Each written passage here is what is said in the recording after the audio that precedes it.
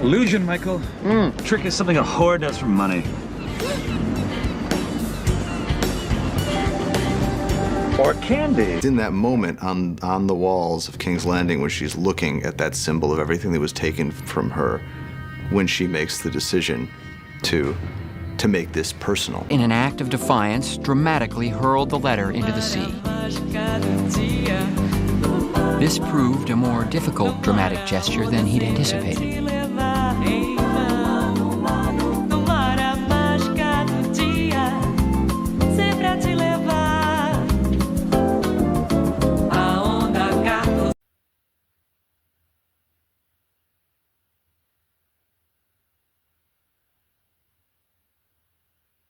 My question is very much straight to the point. What did you make of the final season of Game of Thrones? What did he say? He asked, what did you think of the final season of Game of Thrones? I was not going to ask that question. I was underwhelmed. I thought after all they've been through,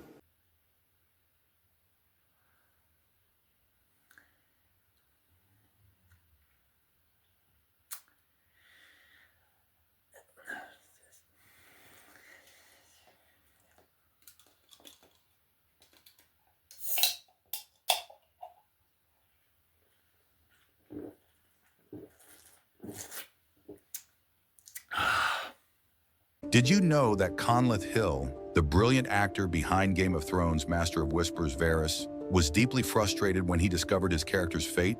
Hill learned of Varys' shocking death during the Season 8 table read. Upon realizing his character's sudden demise, Hill was so visibly upset that he abruptly closed his script in front of everyone. He later shared publicly that he felt disappointed and frustrated. For Hill, seeing one of the show's most cunning players sidelined so abruptly was a personal sting.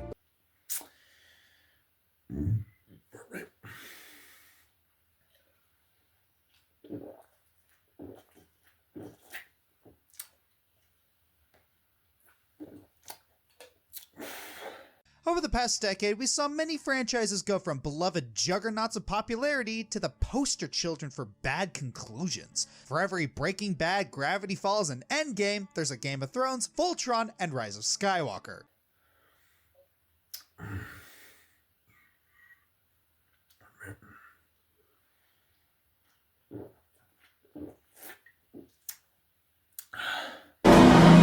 Shortcut. Watch this. Yeah.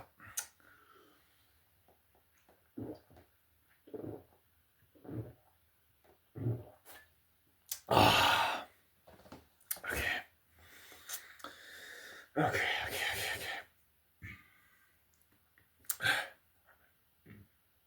Dany's eyes open suddenly as she draws a sharp breath. John's eyes open as well, already filling with tears. For a moment, neither moves, as if moving will make this real.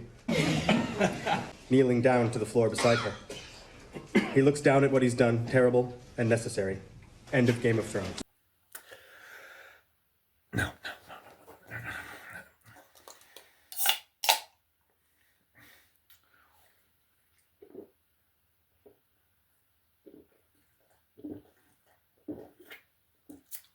we actually were all in agreement that it kind of went off like that. It didn't go out with a bang. It sort of, slipped away, which is a great pity. Yeah. Right, down here. This looks good. Oh, wait a minute. Here he comes. And now, coup de grace. Patient to hospital. Hammond, you blithering idiot!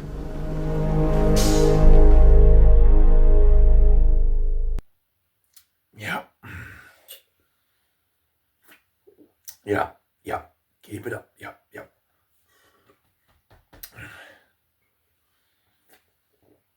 Yeah, that'll do it.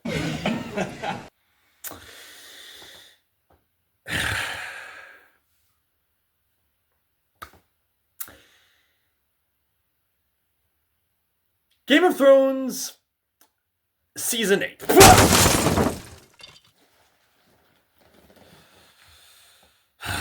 Oh boy. here we go. The worst season of the entire show. Now, I will say right out of the bat, from what I understand, the showrunners by this point were in a rush to get it done. Their resources of money were getting quite scarce compared to other seasons, and they wanted to move on to other projects, namely Star Wars related projects, from what I recall. At this point in the show, it was made quite clear that they've not only deviated from the books, but they've kept hammering down on stuff they thought would appeal to their modern audiences at the time. And it backfired oh so utterly miserably. If you've seen Game of Thrones, you know that this is where the show reached the bottom of the barrel, the pit of utter stupidity. My brother-in-law agrees that this show went completely off the rails. This season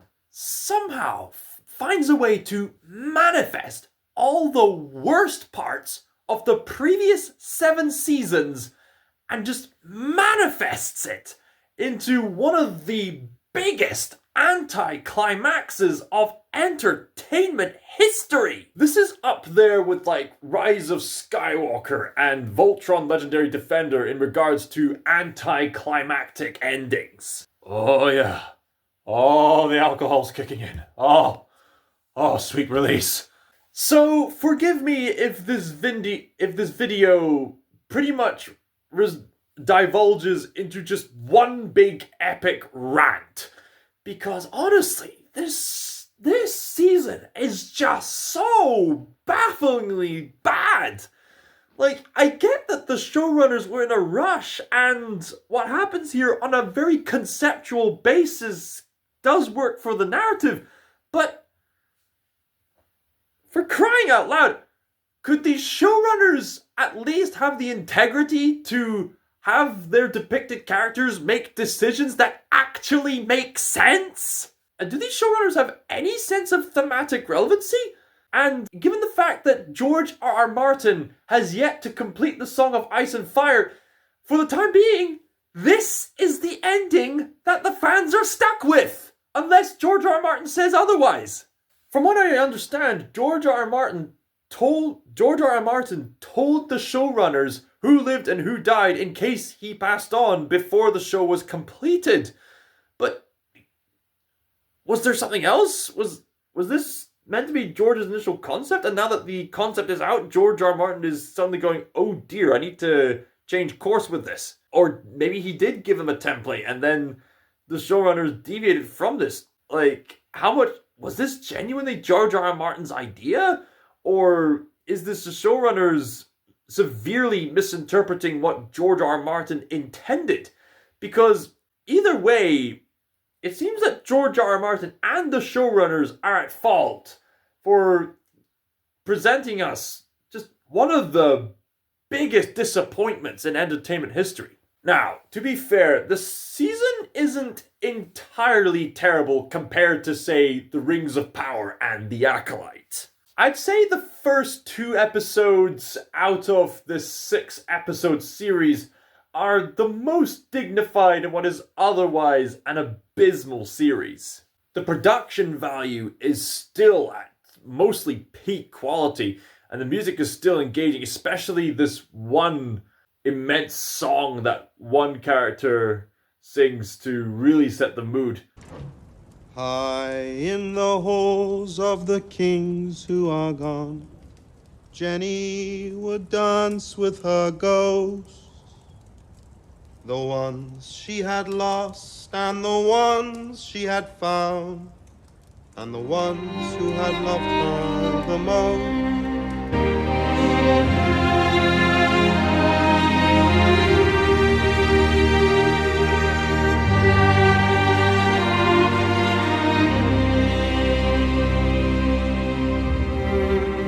Never wanted to leave.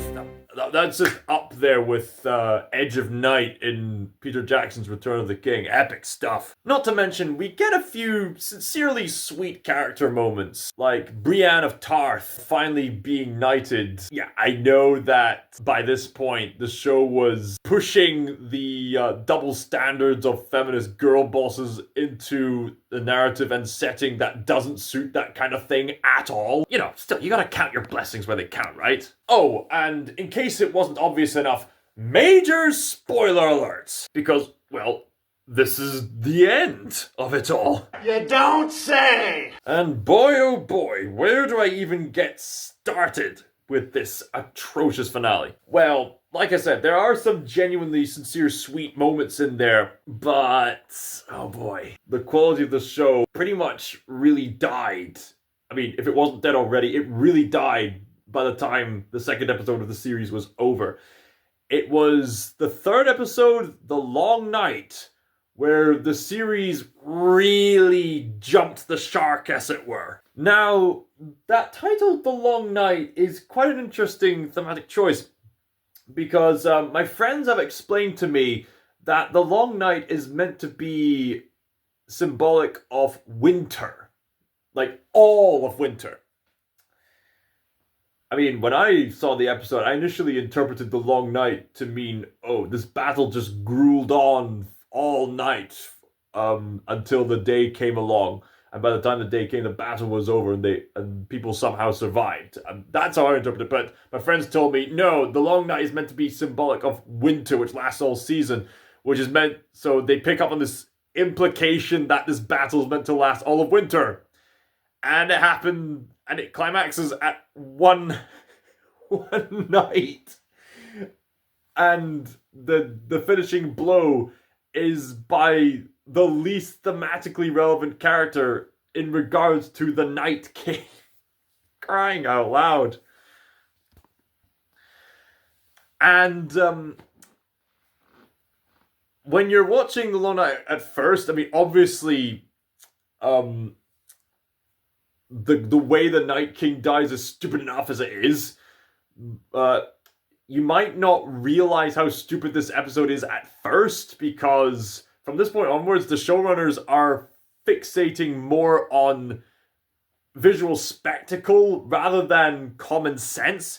Because if you actually analyze the medieval tactics of the people guarding Winterfell against the overwhelming army of the dead, their tactics are pretty dumb.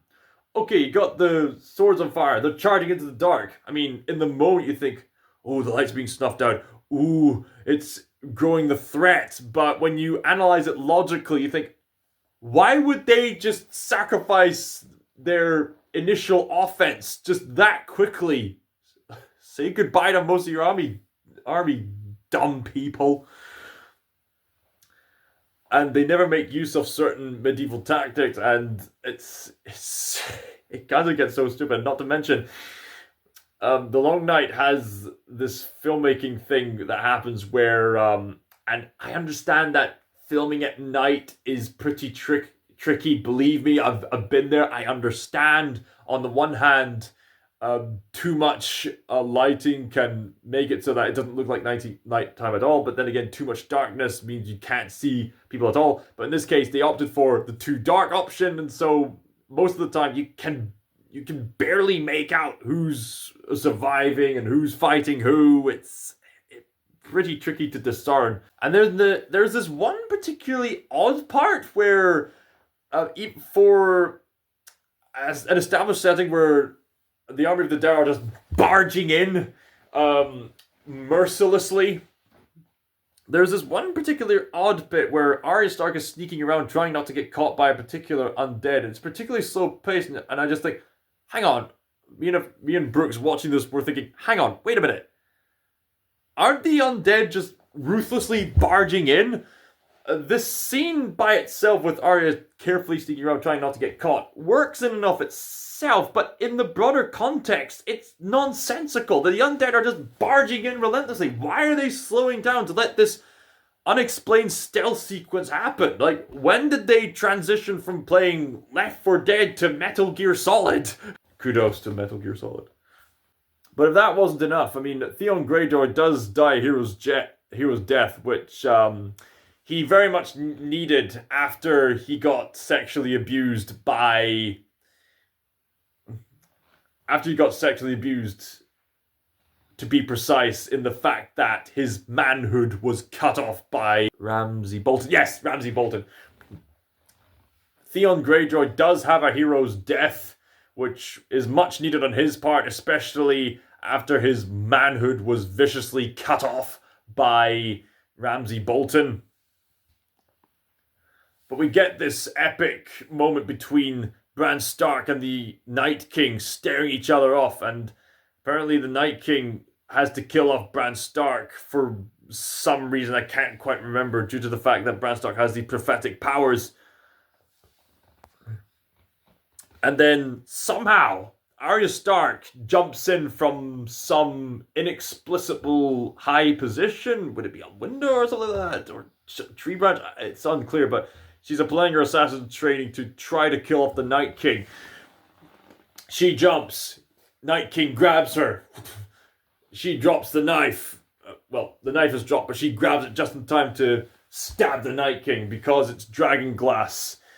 The Night King dies because dragon glass is, as well as the special kind of steel that I've forgotten the name of, is the only kinds of materials that can kill off the White Walkers and the Night King. Now, to be fair, I can get behind the idea of when you kill off the main leader controlling the others, then the others of that force eventually collapse. I mean, we've seen that kind of thing with like in other media with regards to like robot armies or like demon armies or stuff like that. But in this case, it does logically make sense that if you kill the person who's being a necromancer and controlling the armies of the dead, that if you kill the main source of the necromancy, all the other zombies will eventually collapse and die likewise if the main source of the necromancy is eliminated. That makes sense. But what doesn't make sense to me on a thematic basis is, why Arya? What does Arya have personally against the Night King? I mean, she's more got a personal gripe against Cersei Lannister than she does with the Night King. The story was building up the conflict of the Night King with Jon Snow and the Night King, not with Arya Stark and the Night King. Not to mention, Arya Stark's profession of fighting is in an entirely different field to battlefield warfare. Arya Stark was trained to be an assassin, not a full-on warrior. I mean, I get that the plan could work, but on a thematic basis, why? Why her? It just doesn't make sense. If you're gonna have her be the one to kill off the Night King, why couldn't you foreshadow that better? It just comes out of the blue. And it's so anticlimactic because it, especially when there's all this narrative and thematic and implied to be prophetic weight on Jon Snow, who, by the way, turns out not to be the bastard of Ned Stark, but is in fact the secret prince of a long-lost Targaryen character, as well as a Stark. So Jon Snow is actually Aegon? Yes, Aegon Targaryen. Jon Snow is actually Aegon Targaryen, this long-lost prince who's actually meant to be for the throne. I mean, that in itself is, it is quite a cool plot twist, but unfortunately that plot twist of Jon Snow's true identity does rob him of building up the honor despite perceiving himself as a bastard. I guess there was a sense of tragedy that was implied to be conveyed, that was tried to be conveyed. But having him be some secret prince seems to rob Jon, aka Aegon, of that character building he had to do from the ground up. It seems kind of a loss. The conflict between him and the Night King, I mean, there's some epic stuff going on, like the Ice King being the Night King being impervious to fire, and he actually smiles at how indestructible he is. Then there's this epic moment where John, or Ajon as my friend Brooks calls him now, charges towards the Night King as he's raising people from the dead. That's very intense. But then the battle just resolves to Aegon shouting at the dead dragon. Instead of taking on the Night King head on, I get it's in the middle of battle and that's about, inconveniences and stuff like that, but to reduce his character to that? Really? I know you're trying to convey, desperation, but that doesn't make much sense for the standards of a character who's meant to be a hardened warrior who's gotten used to dealing with the White Walkers compared to other characters. If you're gonna have Arya Stark subvert expectations and kill off the Night King, you need to build up thematic relevancy. Develop her assassin training arc so that she can be trained to kill off even greater threats in the middle of battle, but we get no implication of that. Yeah, but she's trained to kill people. Yes, but like I said, assassination is a different form of killing compared to battlefield warfare.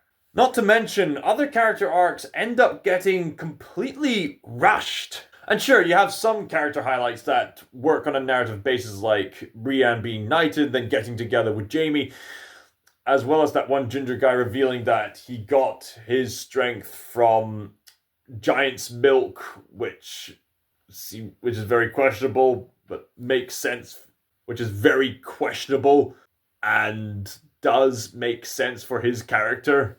But then you have other character moments that just kind of come out of the blue, as well as characters journeying from one place to another, which kind of comes out of the blue. Which is such a shame, because the show used to thrive in the slow pacing of building up characters and having character moments that make sense because of the previous foreshadowing that took its time to explore the characters, as well as taking the time to depict characters going out of the way to journey from one place to another and the length of the journey. But here, character arcs are just breezed through, they're rushed, and characters just randomly get from one place to another with no consideration of resources or convenience and stuff like that. The characters, as the joke goes, have clearly unlocked the fast travel mechanic from Skyrim. Now all we need is the Dovahkiin to take down Daenerys Targaryen and the dragons, because Daenerys goes through a stupidly rushed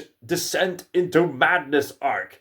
And I get that people will try to defend this by saying, oh, but her descent into madness was implied earlier with the fact that she had such a stoic reaction to her brother being molted to death in one of the more brutal deaths in the series, and her rise to power and the power of getting to her. Yeah, I can get that, but even in her maddened state, even when people are in a state of madness, they need to make choices that make sense in the context of their madness.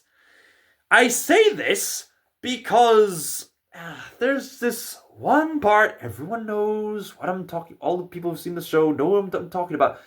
There's this one particular part where Daenerys makes such a humongously dumb decision. I need more drink because it's so dumb. Right.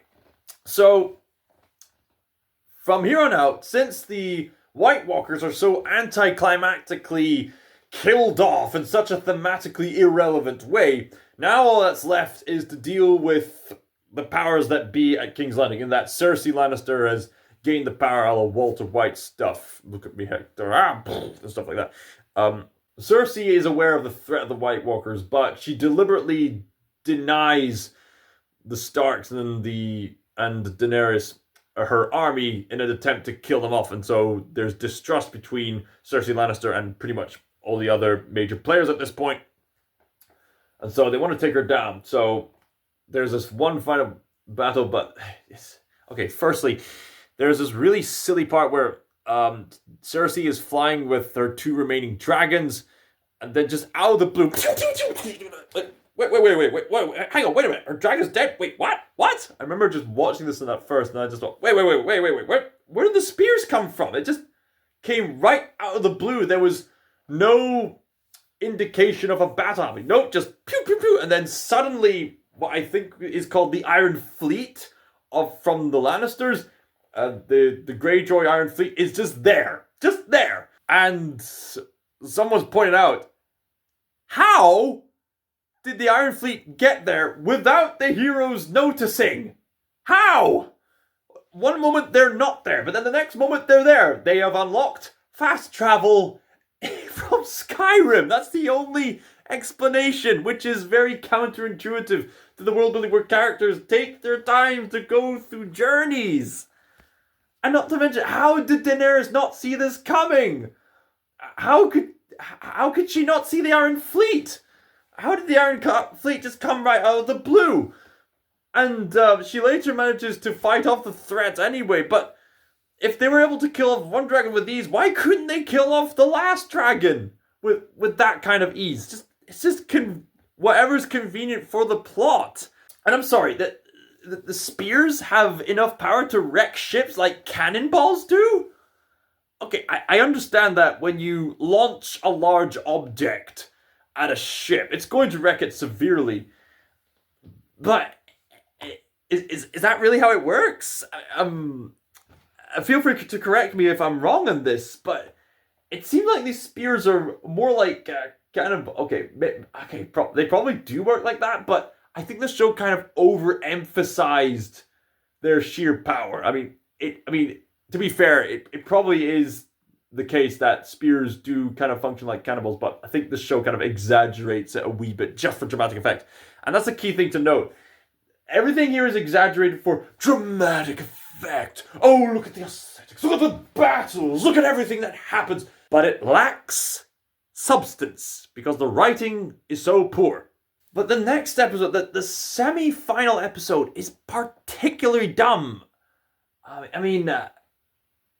Some people say that the last episode is the worst one, but honestly, I think the last two are just equally bad. Because the entire conflict at this point depends on characters making such dumb decisions. Okay, so I want to emphasize that throughout the previous 7 seasons, it has been emphasized in this thematically relevant way that people only adhere to the Lannisters only out of fear, not out of genuine respect. So the heroes now have emphasized throughout the show that the people in King's Landing need new rulers who will inspire hope instead of fear, because they don't like being ruled by fear, but if they are then seeing someone who brings along hope, that gives them the motivation to overthrow the leaders who rule by fear. That is a relevant, constantly repeated thematic point throughout the previous 7 seasons of Game of Thrones. And it's thrown completely out of the window in the semi-final episode! For reasons I'm going to explain to you. Right, so they want to inspire the people to live by a ruler of hope rather than a ruler of fear, right? So they want to overthrow the Lannister, take the Iron Throne, so that the heroes can now rule over the people in King's Landing, right? Okay. So the stakes and context of this particular context in this episode is set up in such a manner that when you think about it logically, there is nothing to gain from killing off the people in King's Landing. I don't like where this is going. And when I say people in King's Landing, I mean the citizens, the bakers, the blacksmiths, the people just going about their lives who happen to live in King's Landing. Those people. There is, in this context, in this setup that has been clearly established, when you think about it logically, there is nothing to gain from killing off the citizens of King's Landing. Stop! Cersei's main target is Cersei Lannister. Stop! So, Cersei Lannister has set up her defenses and makes the bold declaration where she says, "Oh, if she wants to get to me, she'll have to get through the citizens of King's Landing first." Why? FBI should be knocking on his door any minute now. Why does it have to be that way? I understand you have defenses around the wall and things to shoot down her dragon and such and stuff like that, but what's to stop Cersei from flying over the citizens and directly burning down Cersei's accommodations, killing off her and taking the Iron Throne? What's stopping Cersei from doing that? And for some reason, Cersei doesn't catch on to this. In fact, here's something I thought of that made my friend Brooks go, "Oh yeah," if I remember this correctly. And I think it's going to make you go, "Oh yeah," as well. You know how Arya Stark was trained to be an assassin who could disguise herself as anyone and anyone, given she has the correct resources to do that kind of thing? Is that really relevant at all? Surely Daenerys would be aware that Arya has that ability, especially given her reputation of killing the Night King. Killing the Night King would get Daenerys' attention. They would have a conversation and Arya would reveal she has the ability to disguise as anybody she wants. Why doesn't Daenerys just send Arya Stark into King's Landing and have her go about so that, and me and Brooks discussed this, have her go about so that she's her usual self, the average citizen of King's Landing wouldn't recognize Arya Stark at first, and then by the time she reaches the castle, she kills off a guard, disguises herself as a guard, works her way up, gets to Cersei, kills her off, assassinates her, boom! Iron Throne is for whoever deserves it. That would be so much easier! Oh, it's frozen! Why didn't Daenerys consider sending Arya Stark to kill off Cersei Lannister instead of risking the life of her dragon and so many other fleets by sending Arya Stark to assassinate Cersei Lannister? It would have saved so many more lives, got straight to the point of actually killing Cersei like she wanted to compared to her other plans. Like, why didn't she commit to just sending Arya Stark to assassinate Cersei? The fact that that wasn't even a possibility in the showrunners' minds, to my knowledge, like, why? That sounds like the most sensible plan in this context. So they don't commit to that. But, so, after Cersei kills off one of Daenerys' most loyal friends, Cersei attacks the defenses of King's Landing, and then there's a climactic moment where the bells ring, which to my memory indicates surrender, and then Daenerys does something really dumb. Oh, no. Oh boy.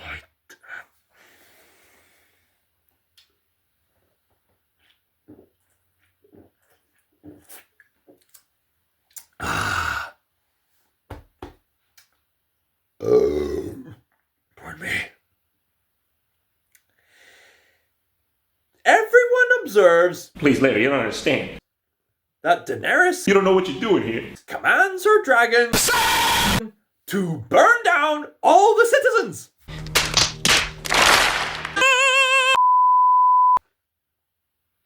Yeah. Burn down all the citizens. But why? Why would you do that? Why would you do any of that? Let me repeat what I said earlier. There is nothing to gain from burning all the citizens of King's Landing alive. There is nothing to gain. It was repeated throughout the first 7 seasons of the show that the people in King's Landing do not like leaders who rule by fear. They will adhere to leaders who rule by hope. And if the leaders who rule by hope take over the rulers of fear, they will inspire King's Landing to be a better place. There is nothing to gain. Oh, but what if any of the citizens fights back later? Oh, what about personal grievances about the way the Targaryens were killed off by the Lannisters? This is an opportunity for peace. There is literally, thematically, nothing to gain from killing off all the citizens at King's Landing. And yet, Daenerys, for no justifiable reason, in the showrunner's silly minds, decides, all right, given my angry facial expression staring down Cersei's castle, Oh, I've got to make this personal between her and me. Oh yes, she killed my friend. Now I'm going to kill something precious to her. Oh yes, I will burn down all the citizens of King's Landing. Even though it was established by Cersei Lannister herself. And to be fair, Cersei didn't say this out loud in front of Daenerys, but still, Cersei Lannister herself, by her own word of mouth, said she doesn't care what happens to her own citizens if it means that she wins. So again, there's nothing to gain from killing off all the citizens of King's Landing! Slaughter of unarmed civilians is not a logical progression. And then she sees the Red Keep. It's in that moment on the walls of King's Landing when she's looking at that symbol of everything that was taken from her when she makes the decision to make this personal. What? You said it was because she wanted to rule through fear. Let it be fear. You said that in the text that you wrote. You explaining it makes it worse. This decision is so monumentally dumb on every single possible level. I think this part right here is single-handedly the worst moment in the entirety of Game of Thrones. It is so dumb. This dumbness is on par with when in Rings of Power, Guy Ladriel and Doogie Elrond refuse to tell Celebrimbor who Sauron really is for silly reasons. It's that dumb! For a start, Dany's decision to destroy King's Landing is absolutely antithetical to everything she's ever represented as a character. She was always defined by her desire to help people in need, to free slaves, to stand up for the oppressed. Yes, she was willing to use force to do it, and she was capable of dishing out punishments to anyone who wronged her, but the idea that she would level an entire city and kill hundreds of thousands of innocent people just because one of her friends got killed is pure insanity. Daenerys turns to darkness because the people of Westeros don't fall over themselves in worship is a perfectly logical progression on paper. Problem is they put her in a position where, logically, the people of the North should have been grateful. To the Dragon Queen! The people of King's Landing should have been like, hell yes, thank God, literally anyone but Cersei. But then they keep explaining it like it makes sense what happened. But before she breaks, she's sad that the people of the North prefer Jon Snow, a native of the North. And I guess Dany kind of forgot that despite losing the reach with the Tyrells, she still has the support of the North, the Vale, the Iron Islands, Dorne, and presumably Storm's End now that she's legitimized Gendry. But she decides that she'll never be loved because the people of the North prefer their hometown boy to Dragon Lady. What they foreshadowed is Daenerys doing awful things when she thought she had a good reason for doing them. Not, no reason. But here's the thing that was never foreshadowed. Dany being irrational. Dany denying reality. If someone said, here is why, never once did she go, no, that is very clearly X. You buried the lead too deeply. This was just not the character you wrote. In the end, it's not just cynical, it's meaningless. It's one big reason why the ending left people feeling so hollow. It doesn't say anything about the nature of power and the descent into corruption and cruelty, just that some people's genes are a time bomb. And I've seen countless reinterpretations of this episode where people try to make it make sense, to make her rampage a little more in character and justified and motivated. D&D might be hacks, but they aren't stupid. They could have easily made her rampage make sense in any dozens of ways, but that was not the point. The point was to make her as monstrous as possible. For one reason only. Tyrion and Jon Snow have to remain sympathetic.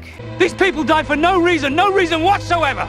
And Arya Stark is there in the city for reasons. I guess there was implication she was going to assassinate Cersei, but then Daenerys decided to just burn the whole thing and Arya gets caught up in the chaos.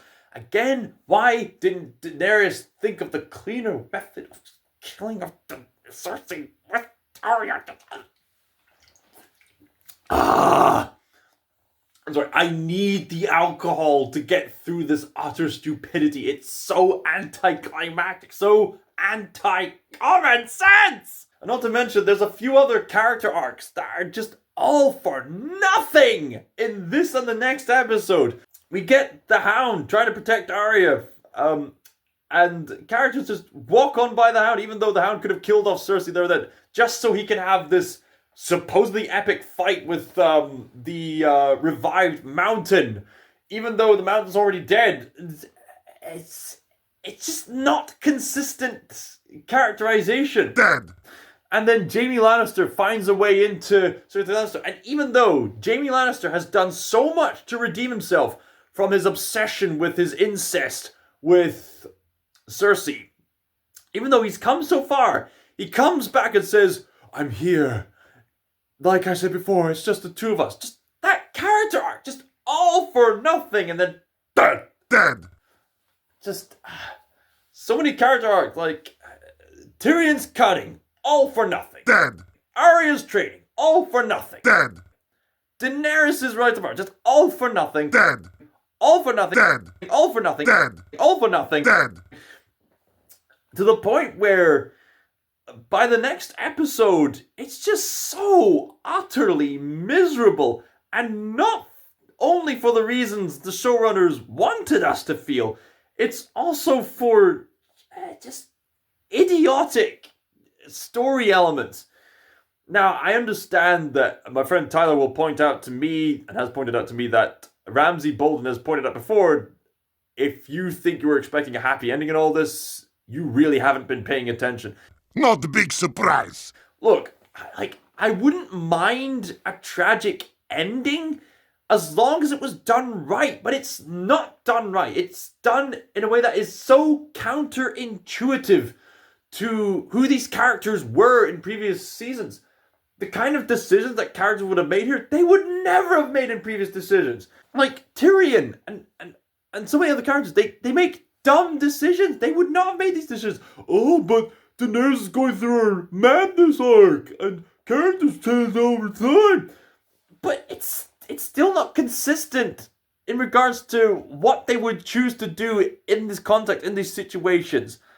Like, you're trying to convince me that these characters get dumber over time in the way that this show wants me, in the show, way the show is displaying? That's just baloney. It's just baloney characterization.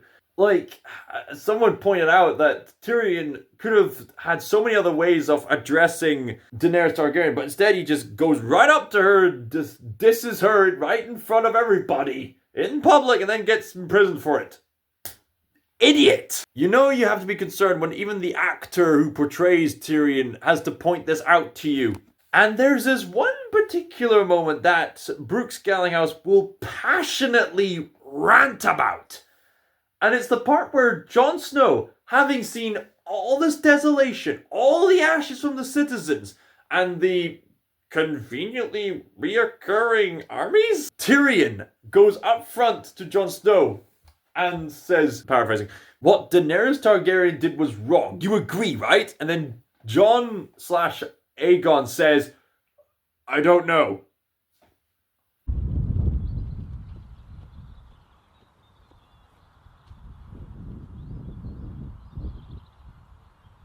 What? What? You don't know?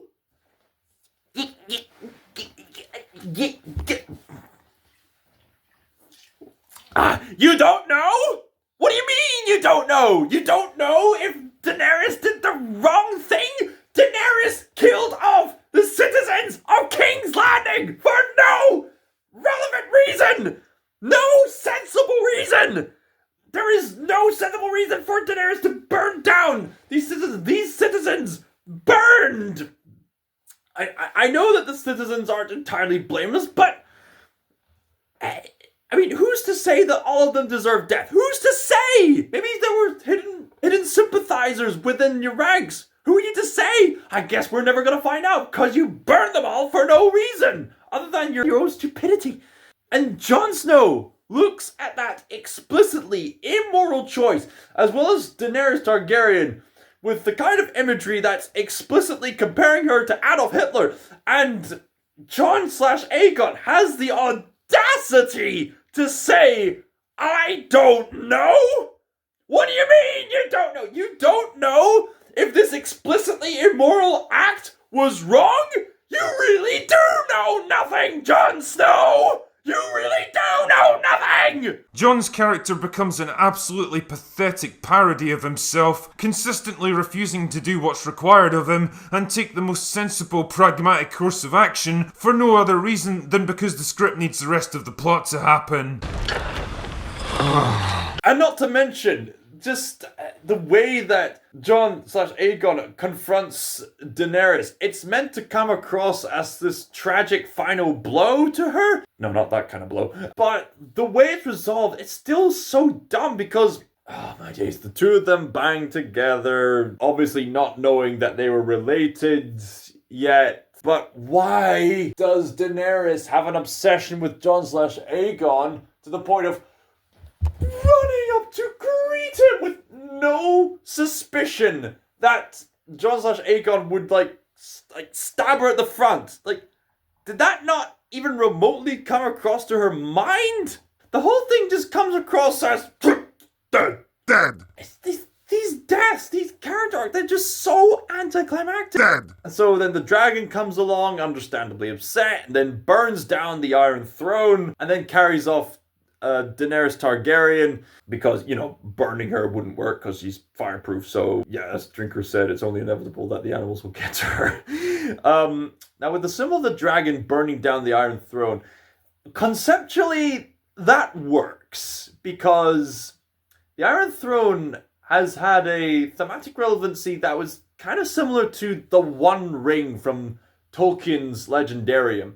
The Iron Throne was meant to be this object for the ultimate ruler, but when you really think about it logically, it became a corrupt object, similar to the One Ring. People obsessing over who should be the ultimate ruler, and so many people dying over that, and then people caving over to greed and all kinds of vices just to sit on that Iron Throne. And so to have the Iron Throne be molted down means an end to the conflict.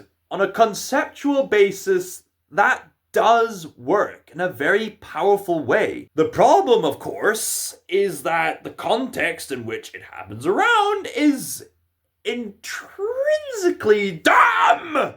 And so eventually, Tyrion and the others who survived get together to try to negotiate who should rule, and in the end, they pick Bran Stark to be the ruler of Westeros.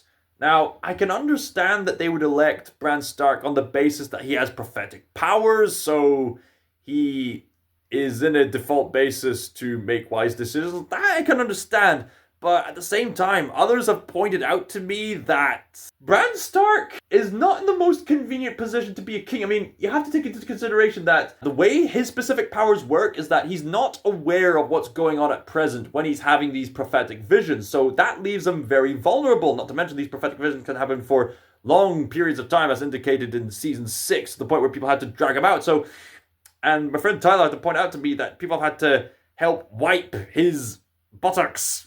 Ew, because he wasn't able to use his legs. And is Bran Stark really that knowledgeable when it comes to military maintenance and economics and things like that? And then you have to take all these things into consideration. It seems really odd for a self-proclaimed realist setting. This decision to have Bran Stark be the king seems kind of odd. I mean, it would be much more practical to have Bran Stark be the right hand of the king, given his prophetic powers, and then have Aegon be the right and true king. That would make much more thematic sense, if you ask me. Not to mention, it would adhere to common sense. And to this day, my friend Brooks Callihouse, oh my days, will have a laugh at how, for some stupid reason, the people choose the worst possible character to be the Master of Coin. They choose a character who can barely read the alphabet to be the Master of Coin? What were they thinking? It's so stupid.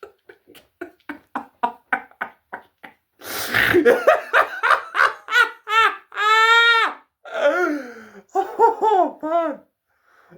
Is this a Saturday Night Live skit, or is this an actual decision that they made? I mean, maybe they wanted to have the satisfying character of this character arc of, oh, this person who was a nobody in this field becomes a somebody in this field. much like how other characters managed to thrive in this series. That's not how it works when it comes to professional positions like that. When it comes to professional positions such as Master of Coin, I hate to sound cruel, but I have to say it as it is. No more Mr. Nice Guy. When it comes to professional positions, you need to hire the best of the best, or the best that you can gain access to, because what happens if you don't? Things start to collapse. Things start to go out of control because you cared more about sympathizing with others rather than trying to keep things in control. Crying out loud. Love and truth has to be in balance. You can't let sympathizing love override the truth, otherwise things get out of control. Chaos isn't a pit. Chaos is a ladder. Shut it! And there's some other stupid things that happen, like, they try to have the characters leave off similar to, like, the Return of the King, but obviously given the context of everything that happened, it's not earned. Arya leaves off to do whatever it is she wants to do. Sansa Stark is the rule of the North. Okay, fair enough, but she's made some silly entitled decisions despite her predicaments in previous episodes. And Brienne does some reading, cool. And then for some reason, Aegon / Jon Snow takes the wildlings back to the north, and Jon Snow is implied to have continued the Night Watch. Why? The White Walkers are dead! What is there to Night Watch about? The well-being of the wildlings? I mean, I get that the wildlings want to return to their natural habitat, which is particularly harsh, but if they want to do that, okay. I mean, I get that Jon Snow wants to take care of the wildlings because he's formed a good bond with them. Like, okay, I mean, that makes sense. I mean, maybe they're maintaining the Night Watch out of tradition, but it's not really explained very well. As far as I am aware, the Night Watch is continuing for no reason. I mean, the Night King is dead. The White Walkers are never coming back. The whole point of the Night Watch was to safeguard the wall, to be on the lookout for White Walker threats. So, what is the purpose of the Night Watch anymore? What's the purpose of the Night Watch if there's nothing to Night Watch about? I mean, I get that given the fact that the show literally began in the woods by the wall and then ends with in the woods by the wall, I get that they were trying to be thematically relevant in that way, and there is conceptually there's a satisfaction in that, but in the way it's executed, like it's so stupid. I mean, the White Walkers were a major threat that were foreshadowed in the first episode of the first season, and they're killed off in the most anticlimactic way possible. And so going back to the woods in turn just seems anticlimactic. And so now the show is just ruined to the point where people going back to the previous seasons can't fully enjoy the rest of the season anymore, because deep in the memory catalogs of the brain, somewhere in the back of their minds, they know that season 8 is coming, and that's going to foil the experience. All those rich character development and all kinds of stuff, it's all utterly ruined. Oh yeah, something I didn't mention before. Arya Stark. Even though she still looks like a 10-year-old, she out of the blue gets horny for this one guy and then decides to have sex with him just because he wants to know how it feels. Like, more porn, and this time it's porn with someone who looks like a 10-year-old kid. Make it stop! Make it stop! Honestly, there are people online who have written way better renditions of this particular ending. In fact, if you want to hear a much more thematically satisfying ending than what was presented in the actual thing, I'd recommend you check out Critical Drinker's video on The Drinker Fixes Game of Thrones. The Drinker does his best to wrap up all the plot threads into this one epic finale in which, in his version, the White Walkers actually get to King's Landing like it was implied and meant to be, and gives a much more thematically relevant finale. But even then, Drinker acknowledges, yeah, it seems a bit of a stretch given the fact that he's probably missed a lot of plot threads, but I'm sure you could inform me likewise in the comments down below. So, thank you all so much for watching me rant with alcohol about Season 8 of Game of Thrones. I needed this. I needed this. Was there anything that I missed about Season 8 of Game of Thrones that was so abysmally terrible? Please let me know in the comments down below, and I look forward to future conversations. In the meantime, ScotsThinker signing out. They want to overrule